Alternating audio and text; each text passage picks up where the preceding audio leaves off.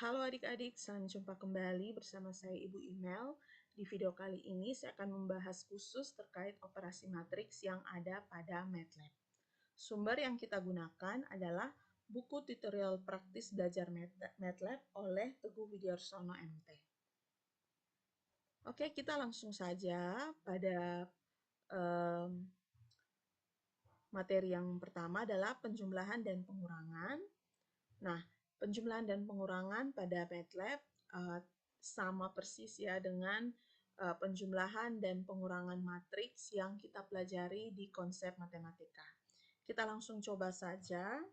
Misalkan ada matriks A seperti yang ada pada buku 01, 23.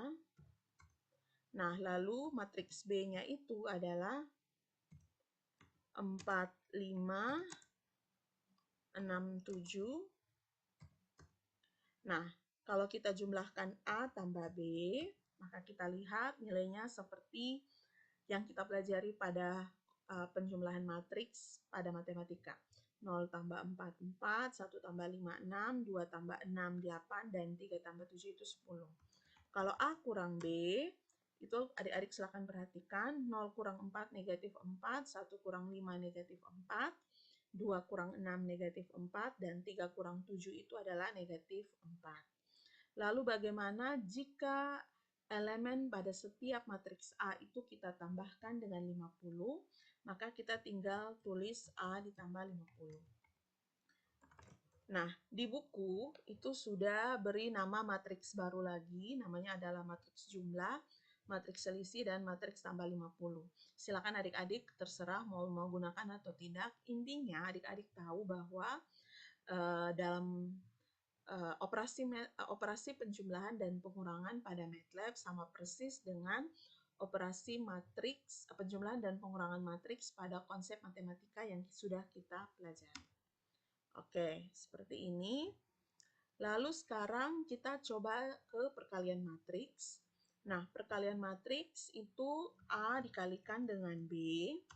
Nah, adik-adik perhatikan, perkalian matriks yang ada pada MATLAB itu juga sama seperti konsep perkalian matriks yang kita pelajari di matematika, yaitu perkalian baris dan kolom. Jadi misalnya untuk mendapatkan C11, maka A11 dikalikan dengan B11 ditambah B12 dikalikan dengan B21. Jadi kalau perkalian matriks tidak mengalihkan hanya entry-nya saja, misalnya A11 kali B11, lalu A21, tidak ya, tetapi mengikuti konsep perkalian matriks yang ada pada matematika. Seperti itu. Oleh karena itu, kita lihat di sini, berarti di sini 0 dikali 4 ditambah 1 dikali dengan 6. Dapat berapa adik-adik? 6 ya. Lalu 0 dikali 5 ditambah 1 dikali 7. Dapat berapa? 7 ya adik-adik. Lalu 2 dikalikan dengan 4 ditambah dengan 3 dikalikan dengan 6. Itu 28. Lalu 2 dikalikan dengan 5 ditambah dengan 3 dikalikan dengan 7. Jawabannya adalah 31. Jadi 6, 7, 26, 31. Nah, silakan dicoba juga. Misalnya B dikalikan dengan A, itu nilainya adalah 10, 19, 14, 27. Nah, perhatikan baik-baik bahwa ini sudah sesuai dengan konsep perkalian matriks dalam matematika, di mana tidak bersifat komutatif, yaitu A kali B tidak sama dengan B kali A. Ini sudah terlihat. Oke, kita lanjut ke contoh berikut. Ini kita lihat di buku Teguh Widyarsono itu, X itu sama dengan 321, lalu Y sama dengan 111. Oke. Lalu sekarang X dikalikan dengan Y itu adalah 321. Silakan adik-adik coba. 3 dikalikan dengan 100 ditambah 2 dikalikan dengan 10 dan ditambah 1 kali 1. Nah, itu memberikan hasil 321 dalam bentuk matriks 1 kali 1. Oke, atau skalar ya kita bisa bilang perkalian dari ini matriksnya adalah 1 kali 3 dikalikan dengan matriks 3 kali 1, ya pasti menghasilkan matriks 1 kali 1. Lalu yang berikut, misalnya Y dikalikan dengan matriks Y dikalikan dengan X. Nah, adik-adik perhatikan hasilnya itu adalah matriks 3 kali 3.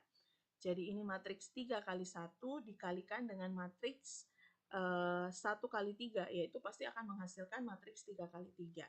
Seperti konsep matematika yang sudah kita pelajari juga. Oke, ini sudah. Lalu ada istilahnya dot product atau perkalian titik yang sudah kita pelajari di matematika. Cross product juga itu perkalian silang. Nanti silakan adik-adik lihat. Konsepnya juga sama persis dengan konsep yang kita pelajari di matematika.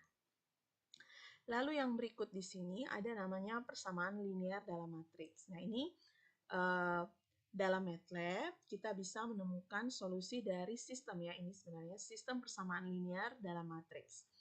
Adik-adik tahu bahwa di aljabar linear itu SPL kita bisa ubah ke dalam bentuk matriks. Nah, kalau sudah bisa ubah dalam bentuk matriks, ya otomatis bisa diselesaikan di MATLAB, karena MATLAB itu orientasi dasarnya itu adalah dalam bentuk matriks. Contohnya, misalnya di sini adalah ada SPL X1 kurang 2X2 sama dengan 32 dan 12X1 ditambah 5X2 sama dengan 7. Berarti di sini kita bawa dulu ke dalam bentuk matriks AX sama dengan B, di mana matriks A-nya itu adalah matriks koefisien, lalu X-nya itu adalah matriks variabel, dan B itu adalah matriks konstanta. Berarti kalau dari ini kita tinggal lihat A sama dengan, ini kita buat matriks koefisiennya itu dengan beri nama A. Kita lihat koefisien dari X1 untuk persamaan yang pertama itu adalah 1, lalu negatif 2, lalu baris atau persamaan berikutnya itu adalah 12 dan 5. Nah, ini setelah itu kita buat matriks B-nya. Matriks B-nya dulu.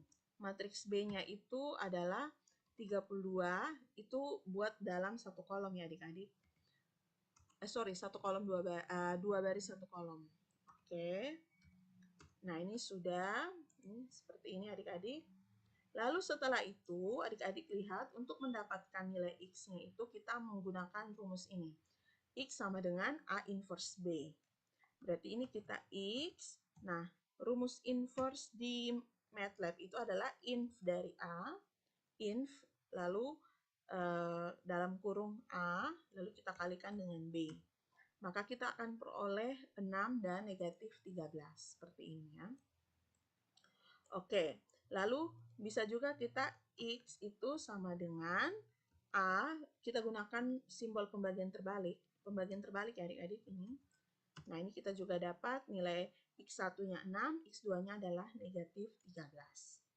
Nah, untuk latihan yang ini, memang di sini tidak diberikan lebih lanjut, tetapi saya mau mencoba lebih lanjut, tapi adik-adik sebaiknya pause dulu video ini, adik-adik silakan coba sendiri dengan MATLAB-nya adik-adik, lalu setelah itu coba kita bandingkan dengan melihat jawaban yang sudah akan saya peragakan di video ini. Nah, ini berarti kita buat dulu matriks A-nya. Matriks A-nya itu adalah berarti 1, 2, 3, 4, 5, 6, 7, 8, negatif 9. Lalu matriks B-nya atau matriks konstantanya itu adalah 2, negatif 5,5. Ingat adik-adik pakai tanda titik bukan koma jika di MATLAB, ya. Lalu negatif 49. Nah, ini berarti X itu sama dengan inv dari A, kita kalikan dengan B. Nah, ini diperoleh X1 negatif 5, X2 0,5, dan X3-nya adalah 2. Bagaimana adik-adik? Mudah kan? Oke. Lalu ada juga namanya adalah transposisi. Transposisi itu mempertukarkan baris dan kolom dari suatu matriks atau vektor. Sama persis dengan yang kita pelajari di matematika ya adik-adik. Misalnya A transpose dari matriks yang ini ya, saya mau matriks A yang ini, berarti adik-adik tinggal taruh tanda petik. Maka adik-adik perhatikan, yang ini baris 1, 2, 3, dia akan menjadi kolom. 1, 2, 3, ini 4, 5, 6, dia akan menjadi kolom. Oke, bagaimana adik-adik bisa paham? Lalu yang berikut, adik-adik perhatikan tadi yang perkalian matriks itu kan mengikuti kaidah yang ada di di matematika ya. Lalu bagaimana misalnya adik-adik ingin, oh saya mau perkalian entry dan entry atau elemen per elemen, misalnya 0 kali 4, lalu 1 kali 5, dan 2 kali 6, dan 3 kali 7. Misalnya adik-adik mau seperti itu kita gunakan tanda titik ya adik-adik. Ini saya kasih contoh, misalnya CLC, A-nya tadi itu misalnya ya, saya kasih contoh 01, 23, ikut contoh yang sebelumnya adik ya. B itu 4, 5, 6, 7. Misalnya contohnya seperti ini. Nah, adik-adik mau perkaliannya elemen per elemen. Berarti adik-adik tinggal tambahkan tanda titik. A titik bintang lalu dikalikan dengan B.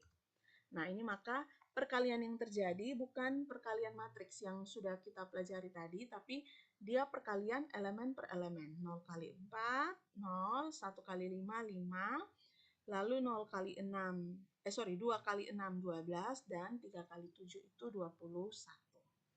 Nah, demikianlah materi yang Ibu jelaskan. Silakan adik-adik coba di bab 4 ini, terutama di bagian yang ini ya, membuat tabel trigonometri sinus kosinus. Nah, nanti adik-adik silakan coba ikut langkah per langkah yang sudah ada. Lalu setelah itu tampilan hasilnya harus seperti ini. Lalu setelah itu adik-adik kerjakan tugas yang ada di buku halaman berapa ini? Halaman 47, soal nomor 1 sampai nomor 3. Nomor 1 sampai nomor 3. Oke, mungkin itu saja yang bisa Ibu jelaskan. Semoga adik-adik bisa paham dengan penjelasan yang sudah Ibu berikan. Sekian dan terima kasih.